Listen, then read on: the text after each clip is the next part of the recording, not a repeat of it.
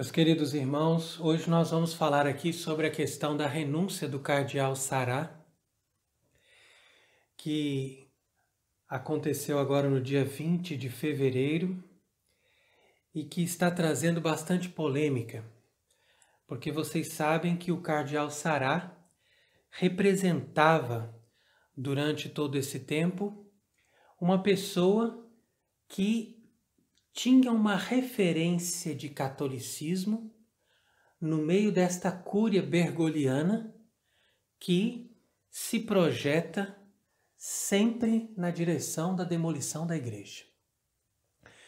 Então quer dizer que ele era uma exceção.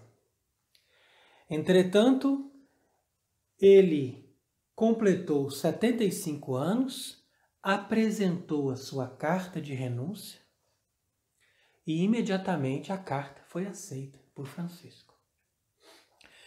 Então isso já é algo que nos deixa triste, na medida em que nós percebemos que está se concretizando esse processo de apostasia que tende a levar a estrutura da Igreja Católica para um objetivo final de não somente abolir a fé católica, mas de perseguir aquilo que resta de católico.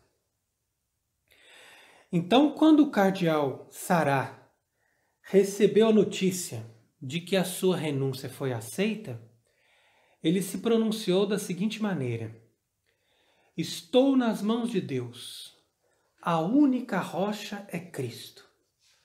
Nós nos encontraremos brevemente em Roma ou em outro local. Então, o que ele quis dizer com isso? Com certeza, nós vamos perceber aqui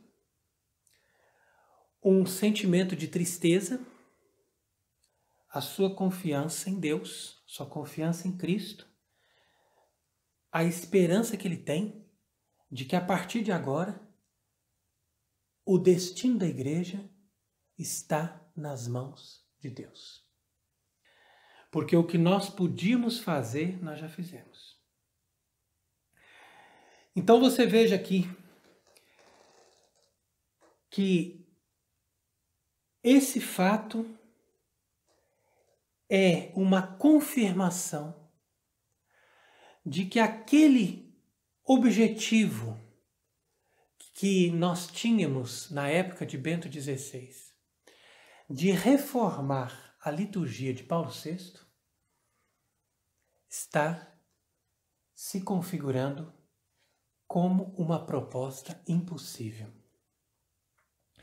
De fato, foi justamente em maio de 2016 que o cardeal Sará fez a sua proposta mais ousada para implementar a reforma da reforma, como nós costumamos chamar, né? Porque houve uma reforma litúrgica, agora você tem que fazer uma reforma daquilo que já era a reforma. No sentido, é claro, de tornar essa liturgia totalmente protestante, que foi implementada a partir de 1969, algo que pudesse ser mais próximo de uma missa católica. Então foi por isso que o cardeal Sará resolveu fazer um apelo naquele ano de 2016 para todos os padres do mundo inteiro para voltarem-se de costas para o povo e celebrarem a missa na mesma orientação de antigamente. A gente diz que se volta para o Oriente, né? Ou seja, para o nascer do sol. Ora, ele foi desautorizado em julho do mesmo ano pelo porta-voz de Francisco, o padre Lombardi, e ele depois foi desautorizado pelo próprio Francisco. Então eu recolhi aqui, numa revista sobre liturgia, uma crítica que eles fizeram na ocasião contra o cardeal Sará. Nessa crítica eles dizem que Sará afirma em seu novo livro que a reforma da liturgia será feita de qualquer forma para corrigir a profanação e a superficialidade que caracterizam, muitas vezes, a missa em língua vernácula e de frente para os fiéis. Então aqui eles falam contra o cardeal Sará, dizendo que ele estava dando um passo para trás e que ele não estava caminhando na mesma direção das reformas do Vaticano II. Pouca gente sabe que no Concílio Vaticano II, nenhum dos bispos que estavam ali participando, pelo menos aqueles que eram bem intencionados, imaginava que eles fariam uma reforma litúrgica nesse nível, a ponto de criar uma nova missa, novas reformas, novas orações eucarísticas e um conceito completamente diferente de missa. Você lê a Constituição Sacrosanctum Concilium e você não encontra ali os elementos que nós encontramos nesta missa moderna que é celebrada hoje. Então você percebe que isso foi feito de uma forma fraudulenta. E todas as vezes que eles querem defender a reforma litúrgica, eles apelam para a autoridade do Vaticano II. Sendo que o Vaticano II não realizou a reforma de 69. O Vaticano II realizou a reforma de 65. É muito diferente. E ali você vai perceber também que naquela encíclica Mediator Dei, que foi escrita pelo Papa Pio XII, alguns anos antes do Vaticano II, no número 49 já dizia claramente que era proibido sempre que um padre ficasse de frente para os fiéis. Imaginando que essa fosse a orientação das missas da igreja primitiva. Inclusive tem um grande liturgista que chamava-se Jungmann, alemão, que escreveu a obra-prima que é chamada Missarum Solemnia. E nessa obra-prima do Jungmann, ele diz que muito se repete dizendo que na igreja primitiva o altar era voltado para o povo. Mas isso não passa de uma lenda. Então aqui, de fato, esse grande pesquisador liturgista do começo do século XX, ele afirma como alguém que conhece que em nenhum momento da história, em nenhum lugar, nem no Ocidente, nem no Oriente, houve missa com um sacerdote voltado de frente para o povo. Você só começou a ter essas missas, entre aspas, ou celebrações, com o ministro voltado de frente para o povo, a partir de Lutero. Porque foi o Lutero que imaginou que a missa era a Santa Ceia. E ele que começou a dizer que para celebrar a Santa Ceia você precisa de uma mesa e o ministro voltado de frente para o povo, a fim de que houvesse ali o banquete, né, dessa unidade, todos em torno da mesa, como se costuma dizer hoje em dia. Mas isso não passa de uma inovação protestante. Inclusive nós temos confirmação histórica de que todas as vezes que o protestantismo começou a se instalar, a primeira coisa que eles faziam era substituir os altares por mesas. Inclusive, a reforma protestante na Europa foi responsável pela destruição de centenas, milhares de altares. No livro base da missa dos anglicanos, eles dizem o seguinte, que a missa, o sacerdote e o altar agora são substituídos pela Santa Ceia, pelo ministro e pela mesa. E ao invés de se voltar para o Oriente, o celebrante se volta para o Ocidente. Então, isso são orientações para missas protestantes, Quando a gente fala de missas protestantes, muitas pessoas acham estranho, porque hoje em dia nós conhecemos normalmente, principalmente nos países da nossa cultura, os ritos, os cultos protestantes que são feitos numa tribuna ou que são feitos num contexto dos protestantes pentecostais e que não tem nenhuma referência com a missa. Mas se você for analisar as missas dos luteranos ou dos anglicanos, você vai ver uma enorme coincidência com os ritos que são celebrados na liturgia moderna, no contexto da estrutura daquilo que a gente diz que é a Igreja Católica. Então é muito semelhante à missa da Reforma de Paulo VI e à missa dos anglicanos ou dos luteranos.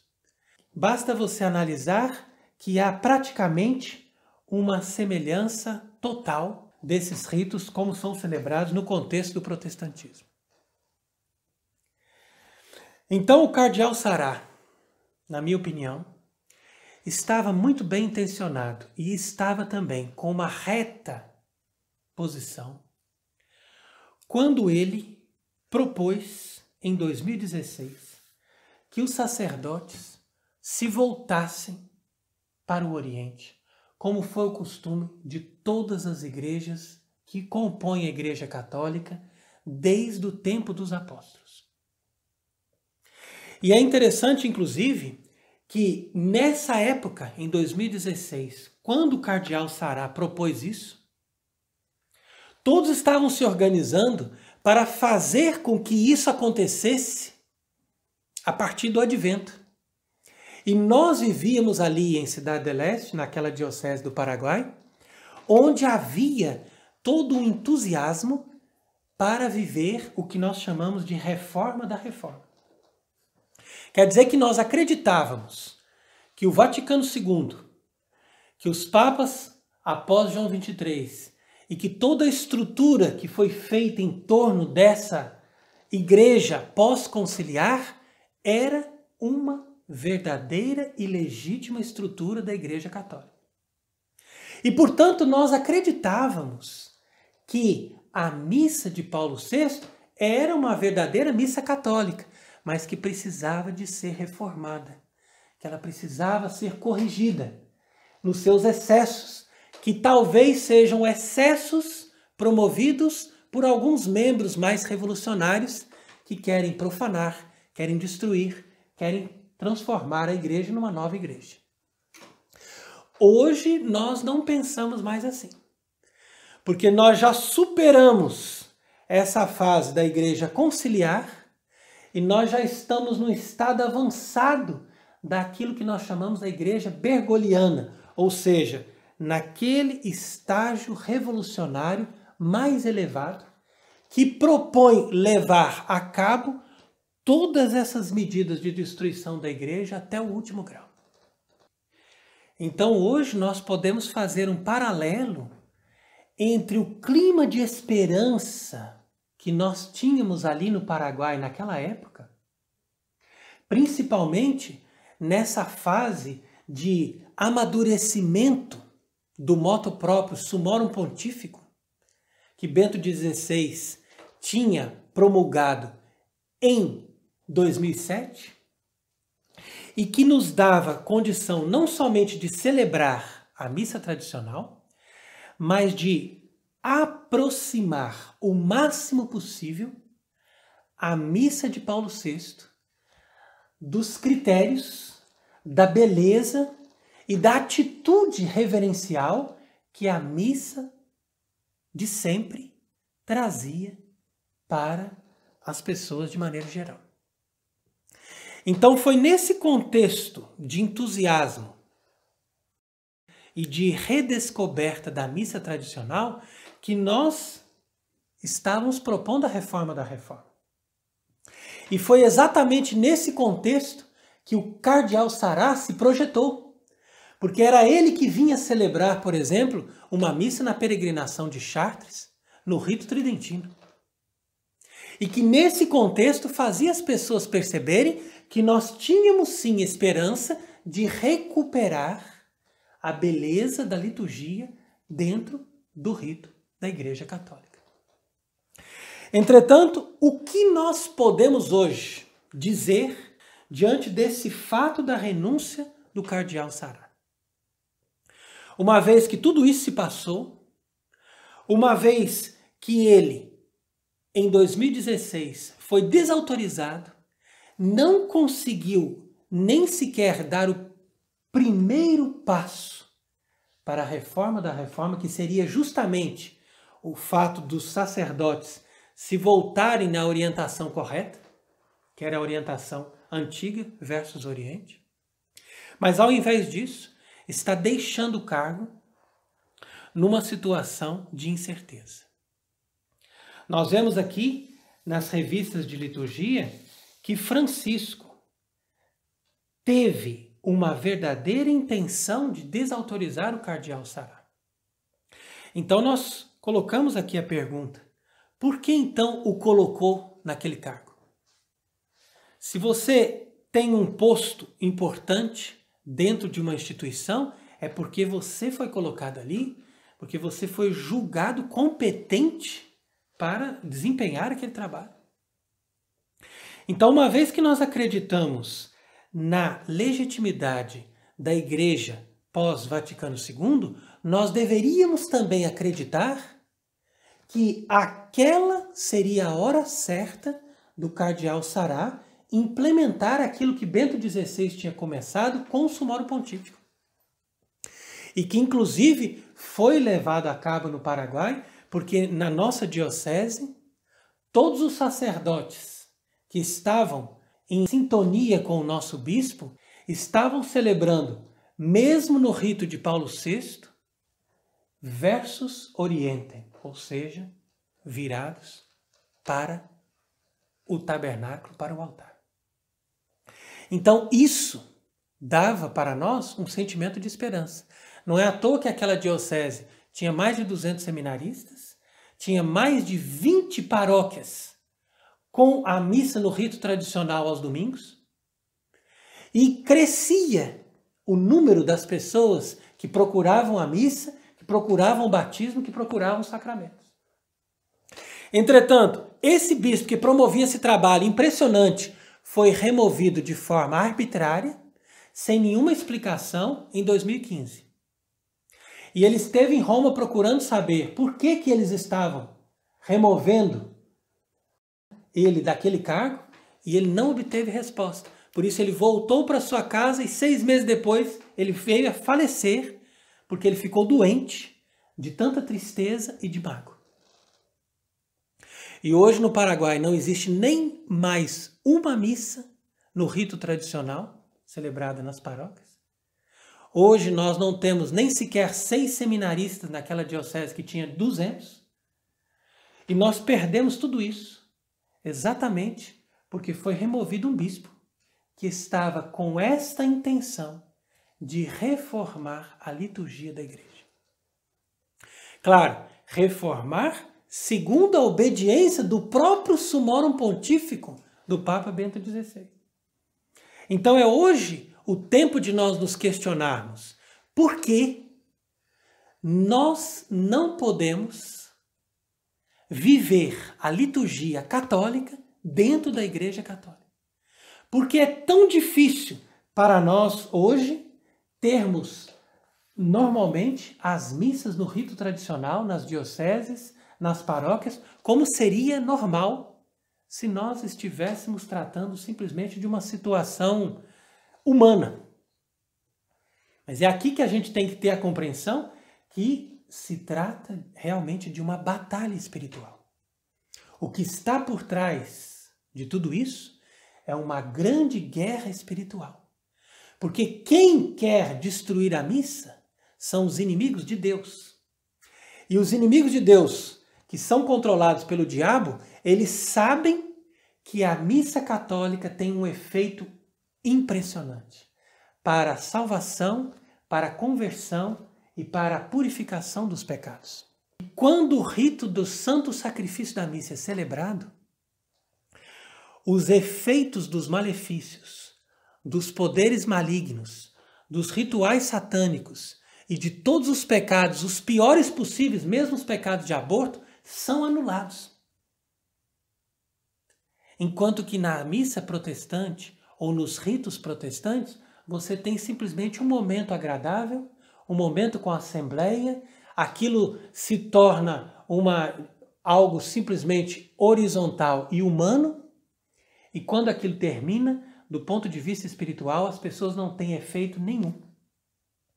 Então valeria muito mais a pena essas pessoas estarem participando realmente de uma missa, num rito que leva essas pessoas diretamente em sintonia com o único e perfeito sacrifício da cruz que Cristo realizou pela nossa salvação.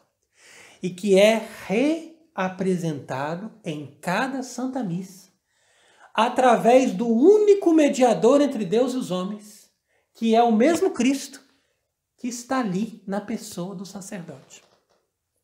Agora, a missa protestante, como diz aqui, olha, na explicação de Calvino, Cristo já se sacrificou uma vez por todas. Portanto, agora nós precisamos de uma mesa para a festa. Percebe? E não um altar para oferecermos uma vítima. Ele não consagra, segundo Calvino, sacerdotes para oferecer sacrifícios, mas ministros para partilhar aos outros o banquete. Então é assim o entendimento da missa para Calvino. Então é por isso que num discurso aos participantes da Semana Nacional da Liturgia, Francisco apoiou o movimento litúrgico de forma definitiva e inequívoca, segundo essa revista sobre liturgia. Inclusive ele disse aqui o seguinte: podemos afirmar com certeza e com autoridade magisterial que a reforma litúrgica é irreversível. E ele disse inclusive assim, que a liturgia é uma ação para as pessoas e também das pessoas. Quer dizer que ele está dentro da mentalidade protestante, que assume a ideia de uma liturgia celebrada pela comunidade e não pelo sacerdote. Ele chega a dizer, inclusive, que a natureza da liturgia é popular e não clerical. Algo que vai contra aquilo que a Igreja Católica sempre nos ensinou, mostrando que a liturgia é realizada pelo clero, pelos sacerdotes, pelos ministros ordenados, e eles ali, na pessoa de Cristo, vão oferecer o sacrifício perfeito agradável ao Pai. Nós estamos nos dando conta que, de fato, a situação é muito mais grave, muito mais séria. Nós estamos percebendo que existe um desejo formal dessas autoridades e desse concílio e de toda essa reforma que foi feita a partir de 1969 de destruir o sacerdócio e de destruir a missa católica. Então é por isso que nós devemos juntar forças àqueles que ainda acreditam na Igreja de Deus e àqueles que ainda acreditam na santificação pela liturgia, pelo mistério da Santa Missa, que eles possam estar juntos com essa intenção de nós denunciarmos esse mecanismo de apostasia que está sendo hoje implementado em nome do catolicismo. O que é triste porque eles utilizam da estrutura da igreja para destruir o que há de mais sagrado e o que há de mais puro na tradição e na fé da igreja. Você pode observar, seja no Oriente, no Ocidente, nunca você vai encontrar uma missa tradicional, mesmo que seja nos mais diferentes ritos, que não veja o sacerdote voltado de costas para o povo. E essa é exatamente a representação dos antigos sacerdotes no templo de Jerusalém. E é por isso que a gente entende que a religião cristã é a verdadeira religião que nasceu da religião de Israel. Entretanto, o novo judaísmo, como nós estamos sempre denunciando, que nasceu a partir do Talmud e não a partir do Antigo Testamento, esse novo judaísmo que tem inveja e ódio da religião cristã, fez questão de destruir todos os valores da fé católica desde que ele teve oportunidade. E uma vez que eles se instalaram através de toda essa infiltração no organismo, na própria estrutura da igreja que está no Vaticano, então foram eles também que se organizaram para que a Igreja Católica deixasse de ter a verdadeira liturgia celebrada como foi em todos os tempos, para ter hoje uma espécie de liturgia adaptada no modelo exatamente preconizado pelos grandes reformadores do protestantismo. Começando por Lutero, passando por Calvino e se aperfeiçoando por Cranmer, que é justamente o grande liturgista, entre aspas, da reforma dos anglicanos. Então você veja que não é à toa que Monsenhor Viganò denuncia as missas que são celebradas nos ritos modernos como inspiradas nas reformas de Cranmer. Porque ali estão presentes todos os elementos que fazem parte da reforma litúrgica do anglicanismo. Ou seja, você mantém certas aparências do catolicismo, mas você retira aquilo que o catolicismo tem de santo, de perfeito e de eficaz.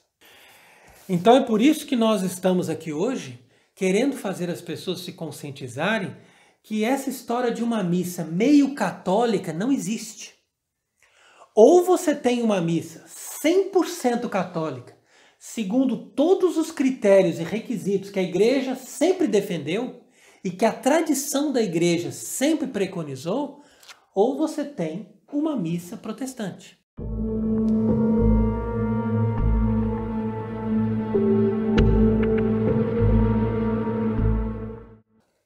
Então, uma vez que nós confessamos na fé católica que Cristo ofereceu-se por nós em sacrifício, então é importante que nós tenhamos uma celebração que nos leve a participar deste sacrifício que Cristo ofereceu no passado, mas que é atualizado através do sacramento. É isso que faz da Igreja Católica um sistema sacramental, ou seja, algo que possa ser aplicado no hoje e que tem eficácia hoje, mas que na verdade aconteceu no passado. Então é isso que torna a liturgia fonte de vida e santificação para a igreja. Enquanto que os ritos protestantes não fazem outra coisa do que dar para as pessoas ocasião de encontro, de reflexão e de entretenimento. São esses os critérios das celebrações modernas. Então é por isso que nós estamos aqui fazendo hoje essa exortação, não somente para os sacerdotes, para que eles prestem atenção em tudo aquilo que nós estamos aqui comentando, mas também para cada um dos fiéis batizados, porque as pessoas não podem ser indiferentes a essas coisas. Na medida em que você dá valor a certas coisas que são contrárias àquilo que a igreja sempre nos pediu, então você está colaborando também para a destruição da Igreja Católica. Enquanto que se você valoriza aquilo que é católico, aquilo que é legítimo, aquilo que vai realmente nos levar até Deus, então você está colaborando também para a restauração da igreja. Eu não tenho dúvida, e sempre digo isso, que nós não podemos contar mais com os homens para bloquear o efeito revolucionário que está hoje em processo de demolição da Igreja Católica. Mas, mesmo que nós esperemos somente de Deus a restauração e a ressurreição, podemos dizer assim, da Santa Igreja, nós não podemos deixar de fazer a nossa parte, dentro daquilo que é possível. Então, eu renovo o convite do Cardeal Sará para todos os sacerdotes de voltarem-se para o Oriente. Quando você for celebrar a Santa Missa, volte-se de costas para o povo e voltado para Deus. Porque na Santa Missa você não estará rezando uma oração com o povo. Você estará oferecendo um sacrifício a Deus. Pelo povo que está junto com você. É diferente. Então, o sacerdote deve se revestir dessa consciência porque ele tem uma responsabilidade. Quando eu deixei de celebrar as missas no rito moderno, em 2011, eu parei de celebrar a missa nova justamente porque, num determinado momento, eu tomei consciência de que Deus iria me cobrar. Então eu disse, olha, a partir de hoje eu faço a minha parte. Eu assumo todas as consequências, mas eu não vou mais participar desta reforma litúrgica que foi feita para destruir o sacerdócio, para destruir a missa. Então, todas essas profanações que nós assistimos hoje em dia, a forma como as pessoas comungam, tudo aquilo que está acontecendo, isso é também efeito da teologia que está por trás desta falsa missa. Porque se a teologia fosse boa, as profanações não ocorreriam. Então não adianta a gente simplesmente criticar o excesso. A gente tem que perceber que a estrutura do rito está com problema. E nós temos que cortar com esse rito. Então eu vejo que agora o Cardeal Sará, deixando o Vaticano, ele terá uma ocasião muito importante para fazer uma reflexão. E ele vai começar a perceber que não era a vontade de Deus que acontecesse a reforma da reforma. O que Deus quer é simplesmente que um Papa que restaure a Igreja faça a excomunhão do Vaticano II e declare a ilegitimidade de todos os papas que se seguiram e também da reforma litúrgica implementada por Paulo VI. Isso será necessário para que a Igreja Católica volte a ser católica e volte a celebrar a missa como os antigos celebravam, ou seja, de forma sacral, de forma reverente e de forma verdadeiramente santa, levando para as pessoas que buscam ali, naquele rito, a santificação, as graças e a vida eterna. Você observa na vida dos sacerdotes santos que viveram entre nós e que celebravam a missa no rito tradicional. Quantas multidões eles atraíam para as suas missas, porque as suas missas alcançavam graças. Aquelas pessoas podiam não entender o que estavam dizendo. Aquelas pessoas podiam não saber o que estava acontecendo. Elas não viam o rosto do sacerdote, mas elas viam que ele estava falando com Deus. E isso levava essas pessoas até uma presença de Deus e até um momento de graça e de santificação que elas nunca mais esqueciam. E por isso que essas pessoas realmente chegaram até Cristo. O sacerdote, ele deve levar as pessoas para Cristo. E não simplesmente falar de Cristo. Ele é sacramento, ele é presença, ele atualiza a própria presença do Cristo que visitou o seu povo e que se encarnou e que se tornou presença viva no meio de nós através do seu sacrifício, da sua morte, da sua ressurreição. Portanto, nós podemos concluir que diante desses fatos se torna muito coerente nós seguirmos as recomendações de Monsenhor Viganò, conforme a sua conferência de novembro do ano passado, que nos orienta a buscar a missa no rito tradicional e a deixarmos nós, sacerdotes e fiéis, as celebrações inventadas segundo o espírito revolucionário protestante. Uma vez que nós tivermos consciência disso, nós poderemos realmente enfrentar os tempos de grave calamidade que estão para cair sobre nós. Uma vez que nós sabemos que nós já estamos nessa hora final que foi soada, e uma vez que, quando não há mais o sacrifício perpétuo, a justiça de Deus cai sobre a terra de forma muito mais violenta. Então é por isso que eu recomendo que as pessoas procurem estudar, procurem se apegar na liturgia tradicional da igreja, que nos mostra todos esses tesouros, todos esses valores de piedade, de amor eucarístico e de verdadeira união com Deus. Nós não devemos buscar recreações ou entretenimentos. Nós devemos buscar Deus. E o cardeal Sará sabia muito bem que o sacerdote deveria se voltar para o Oriente, onde vem Cristo, que é o sol nascente, que é a vida eterna. É Ele que nos traz a salvação.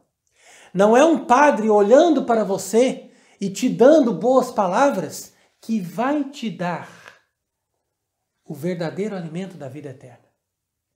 Mas é um sacerdote oferecendo um sacrifício perfeito no altar, na pessoa de Jesus Cristo, que vai te dar o perdão dos seus pecados, que vai te dar a cura das suas doenças, que vai te dar a libertação do poder do demônio e, ao mesmo tempo, a graça, a felicidade e a vida eterna que vem dos dons de Deus que são derramados pelo sacrifício da cruz.